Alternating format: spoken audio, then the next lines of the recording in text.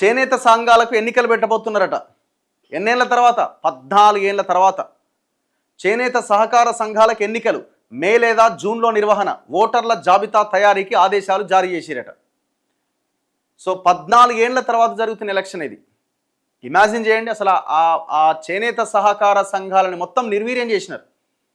మన ఇది దాదాపుగా నేనైతే మొత్తుకుంటున్నా 5-10 సార్లు ఇప్పటికీ మాట్లాడి ఉండొచ్చు నేను మార్నింగ్ న్యూస్లో. మాట్లాడండి, ఎందుకంటే ఆ సొసైటీలు ఉండడం వల్ల కొంత ఆ ప్రొడక్షన్ ఉత్పత్తి చేస్తున్న చేనేత కార్మికుడు ఆ సొసైటీలో పెట్టి అమ్ముకోవడము, దాని ద్వారా కొంత లబ్ధి జరగడానికి అవకాశం ఉంటుంది. అది కొంతమేర జరుగుతుండొచ్చు.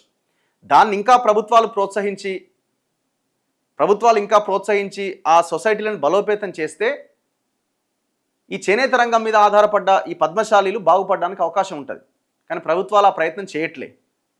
వ్యవసాయ రంగం తర్వాత అతిపెద్ద రంగం ఈ చేనేత రంగం, కానీ దాన్ని పూర్తిగా పక్కన పడేసినారు. ఇప్పటికే ఆ చేనేత కార్మికుడు ఈ ప్రింటింగ్కి సంబంధించిన ఈ మెటీరియల్ ద్వారా, బట్ట ద్వారా తీవ్రంగా నష్టపోతున్నాడు.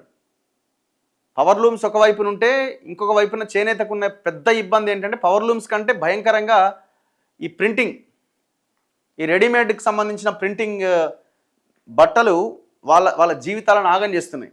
ఇప్పుడు అంటే సరే ప్రింటింగ్ చేసుకుంటాడు, ప్రింటింగ్ చేస్తాడు, తక్కువ ధరకు దొరుకుతుంది, అది వేరే కానీ సేమ్ ఇది చేనేతకు సంబంధించిన క్లాతే అని చెప్పి ప్రింటింగ్ ప్రజలకి అంటగడుతున్నారు. ప్రజలు అంతగా గుర్తుపట్టలేరు కదా. ఎవరైతే ఆ క్లాత్ మీద అవగాహన ఉంటుందో వాళ్ళకి మాత్రమే తెలుస్తుంది. రాష్ట్రంలో చేనేత సహకార సంఘాలకు ఎన్నికలు నిర్వహించాలని రాష్ట్ర ప్రభుత్వం నిర్ణయించింది. సంబంధిత ప్రక్రియ ప్రారంభించాలని చేనేత జౌళి శాఖను ఆదేశించింది. చేనేత సంఘాల వారీగా ఓటర్ల జాబితాల రూపకల్పనకు బుధవారం ఉత్తర్వులు జారీ అయినాయి. రాష్ట్రంలో చివరిసారిగా 2013 ఫిబ్రవరిలో 393 చేనేత సంఘాలకు ఎన్నికలు జరిగినాయి. ఎప్పుడు జరిగింది? 2013లో జరిగింది. ఎక్కడున్నాం మనం? 2026లో ఉన్నాం మనం. 13-14 ఏళ్ళైంది ఆ ఎలక్షన్స్ లేక. సంఘాలు మొత్తం మూతబడ్డాయి.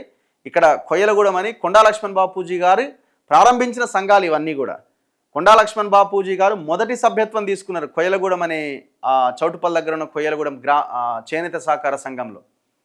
సో అట్లాంటి కొన్ని సంఘాలు ఏదో అక్కడ ఉన్న ప్రొడక్షన్ తోటి నడుస్తున్నాయి తప్ప మిగతావన్నీ ఆల్మోస్ట్ మూతపడ్డాయి, తాళాలే. 393 చేనేత సంఘాలకు ఎన్నికలు జరిగాయి. ఎప్పుడు? 2013లో. 2018లో వాటి పదవీకాలం ముగిసింది. ఆ తర్వాత 6 నెలలకు ఒకసారి చొప్పున ఇప్పటి వరకు 16 సార్లు పదవీకాలాన్ని పొడిగిస్తూ ప్రభుత్వం ఉత్తర్వులు ఇచ్చింది. మరోసారి పొడిగింపు ఉత్తర్వులు ఇవ్వకుండా ఎన్నికలు నిర్వహించాలని సంకల్పించి సన్నాహాలు చేపట్టింది. ఈ నెల 4వ తేదీ నుంచి 13వ తేదీ వరకు సంఘాల వారీగా బకాయిదారుల జాబితాను నోటీస్ బోర్డులో ప్రదర్శిస్తారు. బకాయిలు చెల్లించిన వారిని సభ్యులుగా కొనసాగిస్తారు. మిగిలిన వారి సభ్యత్వం రద్దు చేస్తారు. రాష్ట్రంలో ప్రస్తుతం 69,000 మంది కార్మికులు సభ్యులుగా నమోదై ఉన్నారు. ఈ నెల 15వ తేదీ నుంచి 17వ తేదీ వరకు ఓటర్ల జాబితా రూపొందిస్తారు. 18వ తేదీ నుంచి 25వ తేదీ వరకు ఆ జాబితాను ఆయా చేనేత సంఘాల నోటీస్ బోర్డులపై ప్రదర్శించి అభ్యంతరాలు కోరుతారు. 27 నుంచి 29వ తేదీ వరకు అభ్యంతరాలు పరిశీలించి మార్పులు చేర్పులు చేస్తారు. ఈ నెల 30వ తేదీ నుంచి వచ్చే నెల మొదటి తేదీ వరకు సహకార సంఘాల జిల్లా రిజిస్ట్రార్కు ఈ ముసాయిదా ఓటర్ల జాబితాను సమర్పిస్తారు. మే 2 నుంచి 5వ తేదీ వరకు చేనేత సహాయ సంచాలకులు ఆ జాబితాను పరిశీలిస్తారు. 6వ తేదీ నుంచి 8వ తేదీ వరకు ఏడీ కార్యాలయాల్లోని నోటీస్ బోర్డుల మీద ప్రదర్శిస్తారు.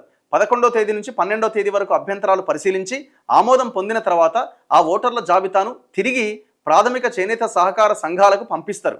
వచ్చే నెల 13 నుంచి 15 వరకు అవి ఓటర్ల జాబితాను రాష్ట్ర సహకార ఎన్నికల అథారిటీకి సమర్పించి ఎన్నికల నిర్వహణ తేదీలు ప్రకటించాలని కోరుతాయి. ఆ వెంటనే సహకార శాఖ అనుమతితో ఎన్నికల తేదీలు ప్రకటిస్తారు. మే చివరి వారం లేదంటే జూన్ మొదటి వారంలో ఎన్నికలు జరిగే వీలున్నదట. మంచి పని చేసిర్రు. ఇప్పటికైనా దాదాపు 14 ఏళ్ళకి ఎలక్షన్ జరగబోతున్నాయి. ఈ ఎలక్షన్సే కాదు, ఆ సహకార సంఘాలని ప్రోత్సహించడానికి ప్రభుత్వం పెద్ద ఎత్తున నిధులు కేటాయించాలి.